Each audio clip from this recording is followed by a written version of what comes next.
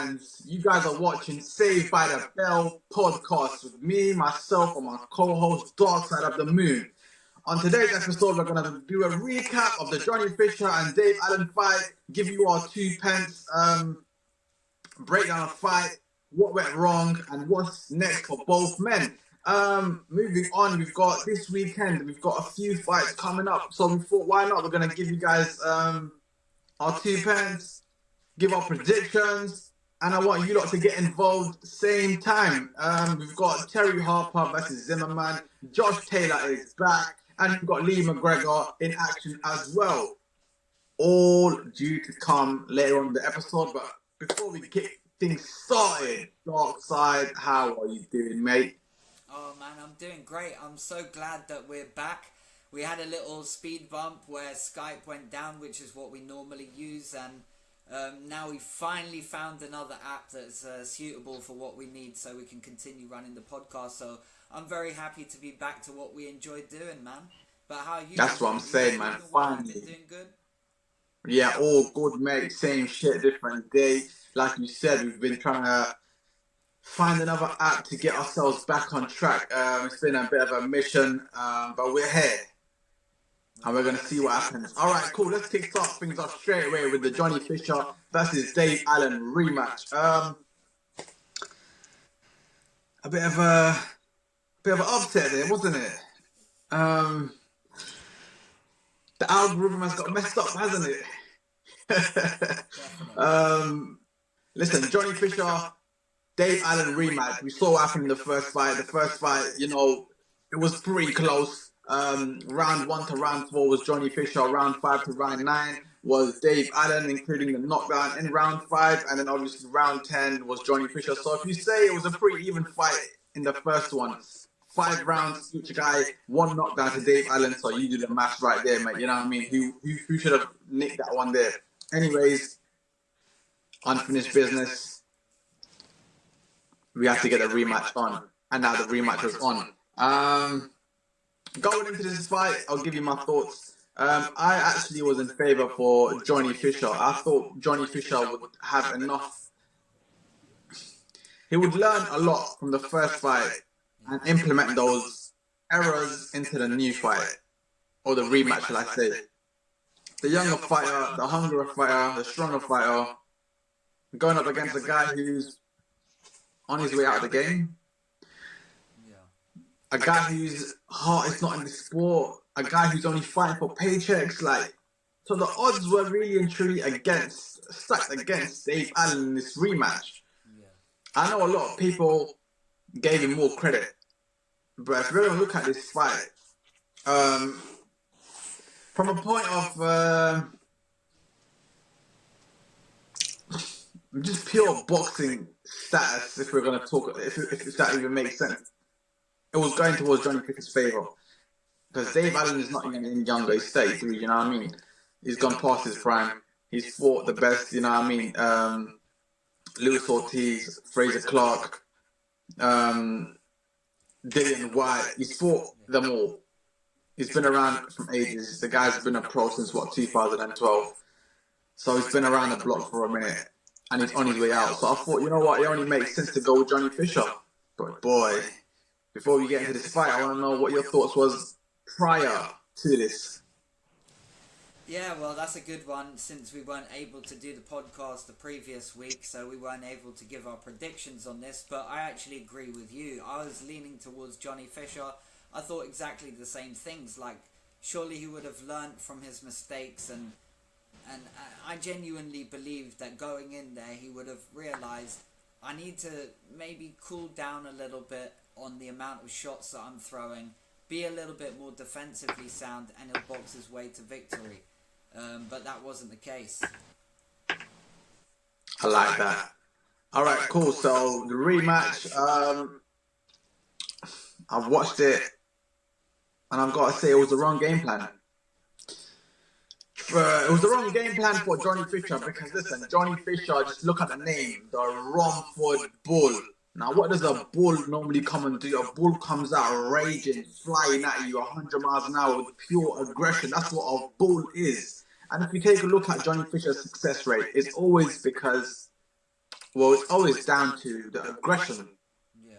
Take a look at Alan the Babbit Savage. Yeah. He made him look like Alan the Babbit Cabbage. Yeah. Do you know what I mean? Because he came out guns blazing, and we didn't see that in the rematch. He was boxing. He was on the back foot, timid sort of fighting. When he was throwing punches, they weren't really confident. When he was throwing his shots, it was only 1-2s. There weren't really combinations getting thrown. And that's what ultimately lost him the fight. A whole new game plan. And it fucked up. It fucked it up because the only way for you to win this fight against Dave Allen, a veteran, a guy who's been around the block, is for you to come out aggressive, throw your shots, apply pressure, try and bully the older fighter. Not try boxing, because Dave Allen's been around the block. He's seen all the styles that there has been. So ultimately, you saw what it was. Dave Allen was walking down Johnny Fisher with ease, and ultimately round 5 came, and it's crazy. Round 5 again.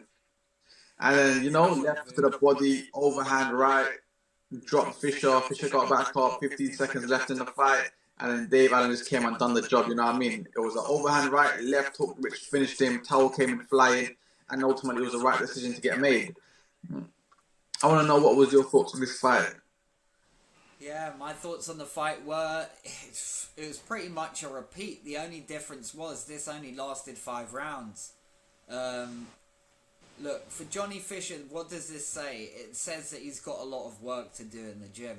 He's got to go back to the drawing board. He's got to look at where he made the mistakes and fix up on them. I feel like Johnny Fisher is a Romford Bull, so he should be using his aggression. And if he's not, and he's going on the defensive, then that's where he gets exposed, because he's not defensively sound. So for Johnny Fisher, just get back in the gym, have some easier fights, and work your way back up through the levels. He's still quite a young fighter, so it's not the end of the road for him. But for Dave Allen, he proved himself. He proved the point that the first fight he should have got the victory. He got the knockdown. Like you said, if you give it 5 rounds apiece and one with a knockdown, then who wins? It's not rocket science. Do you know what I mean? So Dave Allen really came out and he did the exact same game plan. His idea was, I'm going to soak up the pressure from Johnny Fisher in the early rounds, and then when it gets a little bit later, then I'm going to start coming forward and landing bombs. And to be fair to Dave Allen, I've not seen him land bombs on anyone like that in many moons, let's say. Do you know what I mean? He was really landing those head and body combinations. I feel like that's another reason why Johnny Fisher went wrong. He wasn't throwing enough bombs to the body.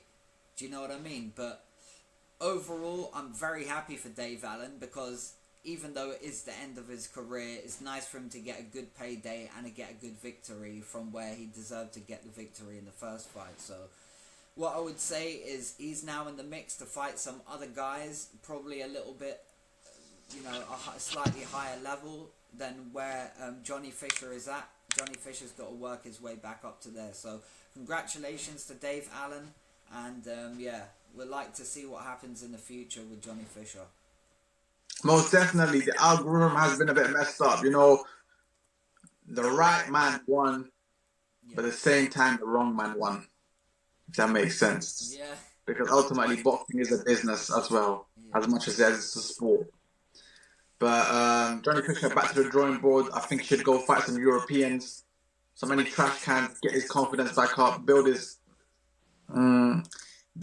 momentum back up, and then get back into the mix with the British guys such as Solomon Dakers, Jamie T. Gavey, David Adelaide, maybe even Fraser Clark, you know what I mean? But yeah, that's where I see the future, the journey for Johnny Fisher right now. As far as Dave Allen, maybe even a last match with Derek Chisora. Derek Chisora's got one last fight. Dave Allen's got one last fight. I'd approve of the battle of the lost. Yeah, do you know what I mean? So that'll be a cracker. But anyways, alright, there's the recap done, my peoples. I hope you enjoyed the little recap, the little waffle that we had going on. Let's move on to this weekend's event. Now we've got Terri Harper is back in action. She will be defending her WBO World Lightweight belt. She is going up against a lady called Natalie Zimmermann. Natalie Zimmermann's professional record currently stands at 13 wins, and only 3 of those coming via knockout. Terri Harper, on the other hand, she has 15 wins, 6 of those coming via knockout, 2 losses and 2 draws on her resume. Currently ranked number 5 in the world and ranked number 2 in Britain. So there we have it. I feel quite sorry for Terri Harper. I mean, she was once at world stage, you know, with the big names, having quite a few big fights in her career. But then she just went disappeared and she just dipped. It's like the hype just went away, the spark just went away. I don't know what it was. Maybe is it because women's boxing is on a decline right now? Is it because Terri Harper is on a decline right now? Which one is it? I guess we're gonna find out on Saturday night. But ultimately, this is pretty easy for me. I'll make a prediction. This is a comeback fight, even though she won her last fight against was it Dixon? Rhiannon Dixon, yeah. Even though she won her last fight against Rhiannon Dixon, this is a comeback fight, as in to show the world, listen, I'm not done. It's not over yet. Don't write me off. I'm still here. I can still hang. I can still bang. And I can still fight the big names in the women's boxing game. So don't fuck around. And ultimately, that's what this fight is. And she will breeze past Natalie Zimmermann. Yeah. Let's be real. Harper's got a very good jab. She can throw very good hooks to the body. Do you know what I mean? And with that constant pressure and timing against Natalie Zimmermann, yeah, this is an easy fight for me. This is an all-day long Terri Harper fight. And I think that this road leads to Caroline Dubois. Now, Caroline Dubois has said that they've made Terri Harper an offer, but Terri Harper declined. Apparently, the figure was like nearly $500,000 that they offered Terri Harper, and she declined. So, I mean, if she does beat Natalie Zimmermann in fashion, you have to see the Caroline Dubois fight next. You know what I mean? It only makes sense because there's not a lot of big fights left for Terri Harper to have. Yeah, true. So, anyways, enough of me waffling. I want to hear your thoughts on this, and let me know what your prediction is. Yeah, man, very similar thoughts to you, to be honest. You know, Terri Harper, she was at the peak of that mountain once upon a time, and sadly for her, ever since she got hit with that shot from Alicia Baumgardner in that fight, and she was stunned in the middle of the ring, I just feel like, yeah, maybe you're right, a little bit of that spark has gone. She's still a decent technical boxer, but she's not as aggressively brilliant as what she used to be. She's a bit more cautious. She's very defensively aware, which is not a bad thing. It's good to be defensively aware, and you learn that as well if you get knocked out or if you get hit really hard and it does damage to you.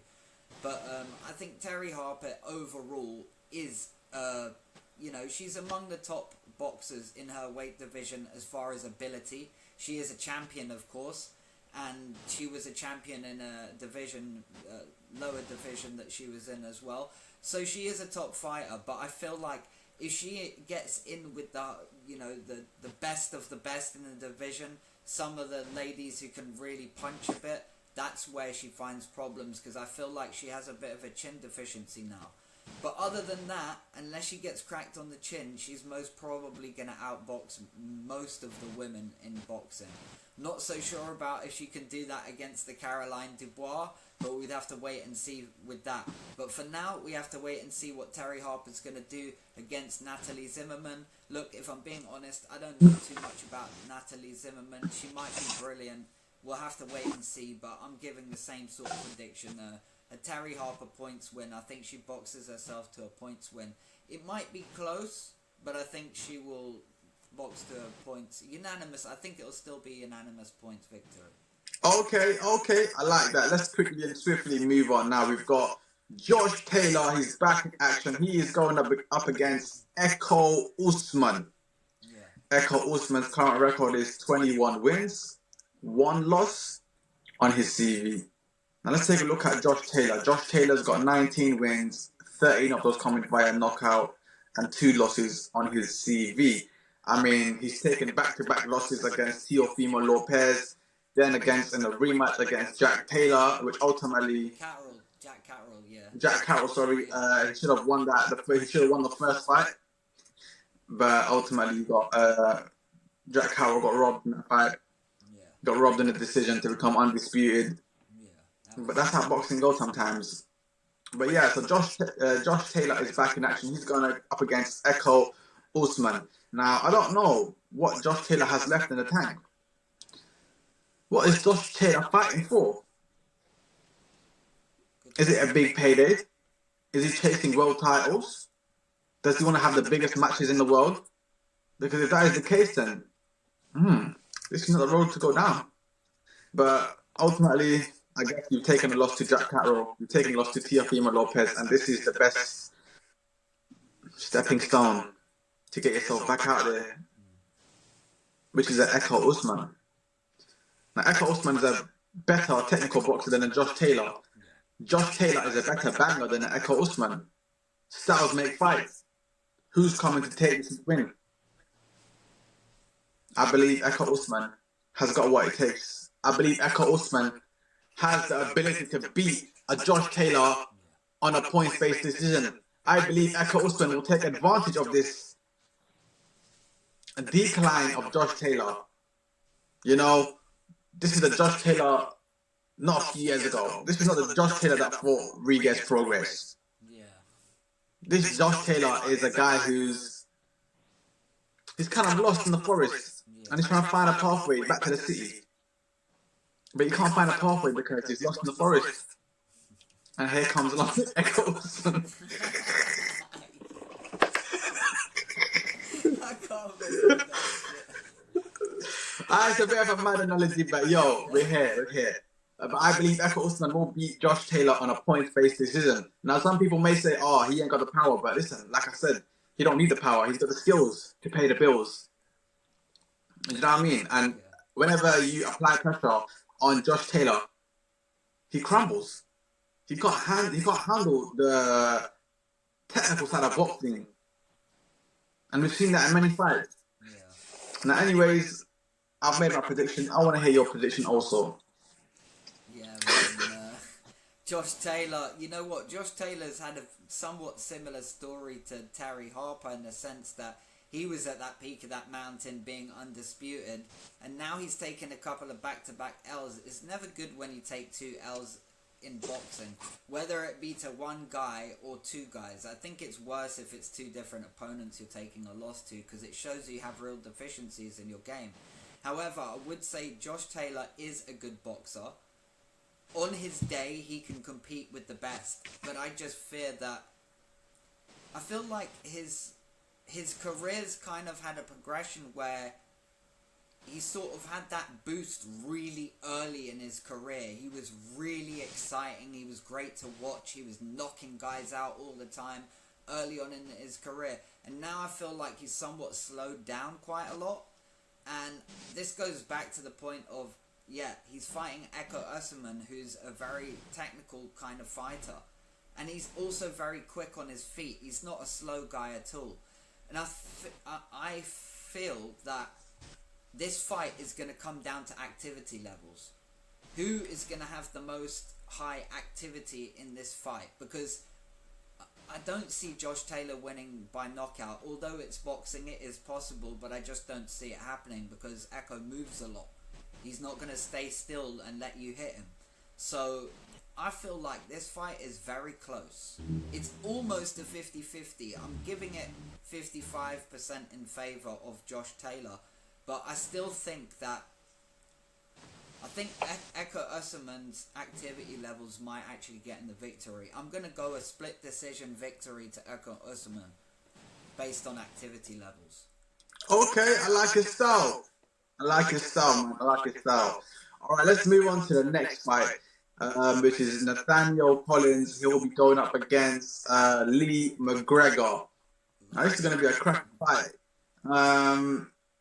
Listen, they might not be big fellas. They might not be the strongest, but they are definitely exciting guys. Nathaniel Collins, undefeated, 16-0, going up against Lee McGregor. When it comes against high-level opponents,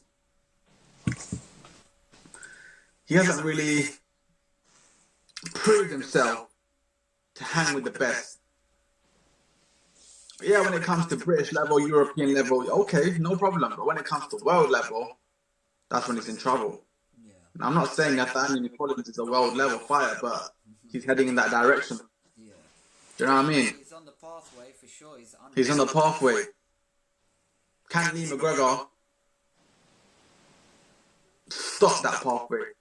Can he stop Nathaniel Collins in this pathway? Or is Nathaniel Collins just on a high road right now? He's on a winning streak and he says, you know what, fuck that, get out of my way, boy.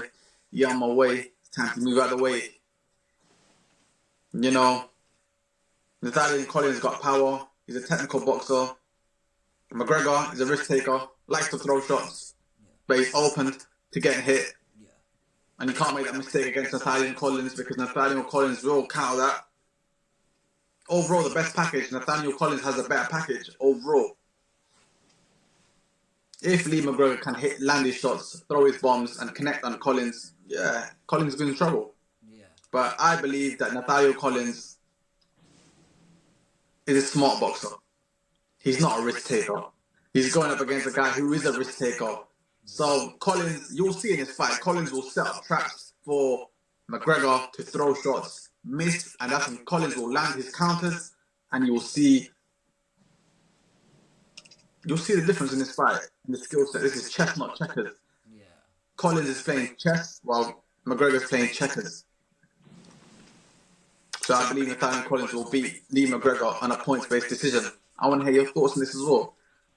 Yeah, my thoughts on the fight. It's actually a cracking fight, man.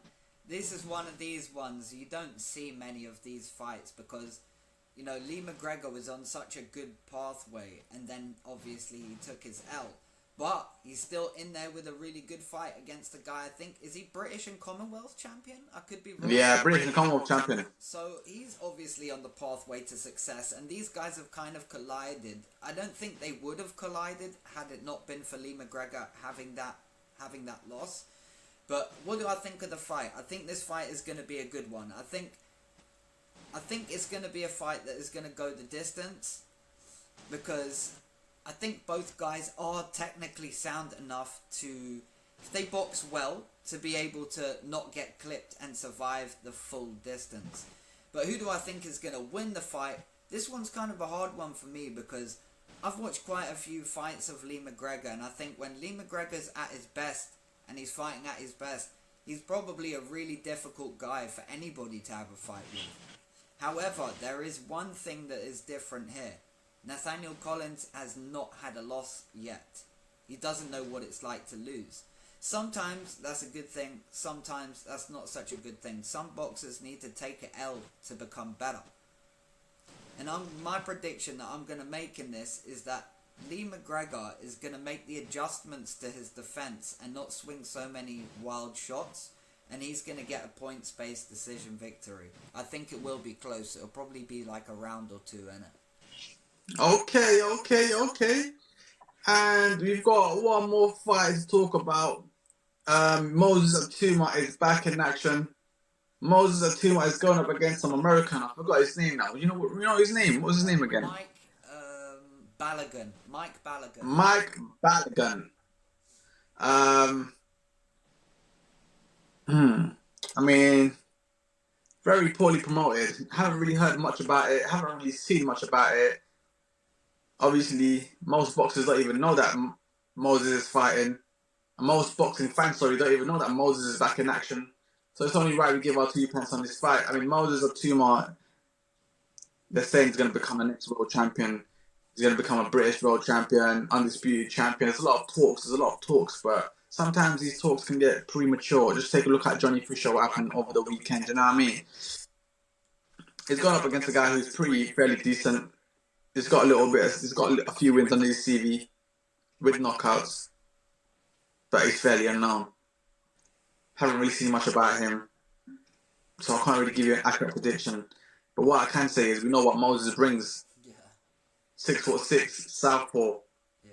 speed, power, aggression, combinations, and kind of Yankee hang with the boy from England.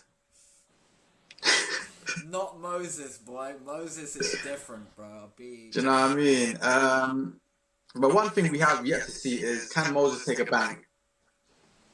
Good question. I mean, like Mike Tyson says, everyone's got a plan until they get hit. And we are yet to see that from Moses. Yeah. Do you know what I mean? So let's wait and see for this fight. But I am ultimately going to predict that that Moses Itauma will knock out this American fella. So I want to hear your thoughts on this as well. Yeah, man. You know what? I'm going to say this is actually a pretty good fight. Because if you look at where Moses is in his career, you look at a guy with 11 wins. Okay, he's got 11 wins, 9 by knockout, which is very impressive. But he's only had 11 fights. To be fighting someone who's had 20 fights, and I think he's got 21 wins and I think 16 by knockout. So this guy's obviously a puncher, and I think the reason why they've done that is they want to test his chin and see how he hangs with someone who can punch a bit and see how resilient Moses' chin is. Look, I also don't know much about this guy. I've just read up what I can about him online. And from what I can see, the guy seems like a decent boxer and he can punch a bit. But what I would say here is, look, it's boxing. It's a heavyweight division. You can never write anyone off. But I just think that Moses is... You know, I hate to say this because it's really early in his career, but I do think that Moses Itauma is pretty much a complete package as a heavyweight. He's got everything you need. The only thing that we need to see is, has he got a solid chin? If he's got a solid chin, he's going to be extremely difficult for anybody to beat. So I'm going to go with, of course, Moses Itauma.